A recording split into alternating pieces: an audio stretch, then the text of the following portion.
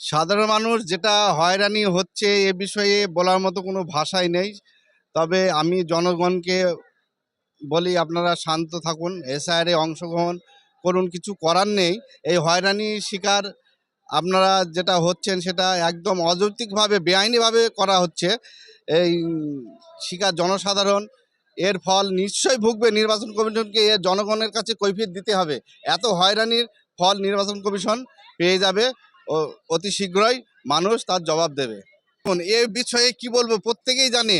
হ্যাঁ, যারা প্রথমে বলেছিল যে 2002 সালের লিস্টে নাম থাকলেই নির্বাচন কমিশন, তিনি নিজেই বলেছিলেন লিস্টে নাম থাকলেই যে কাউকে হেয়ারিংয়ে ডাকা হবে না। তবু এখন দেখেন, মানে বৃদ্ধ বয়স্ক, মানে তিনি আর কয়েকদিন বাঁচবেন সেই সব লোকগুলোকে ডাকা হচ্ছে। এর এর তীব্র বিরোধিতা করছি এবং নিন্দা জানাচ্ছি, ধিক্কার জানাচ্ছি।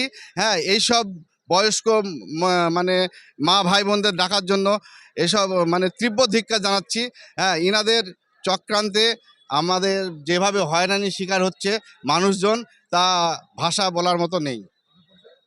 আমার পরিচয়, আমি বালি 1 নম্বর গ্রাম পঞ্চায়েতের মেম্বার এবং ওখানকার 217 নম্বর বুথের BLO 2, নাম আকুব্বার শেখ।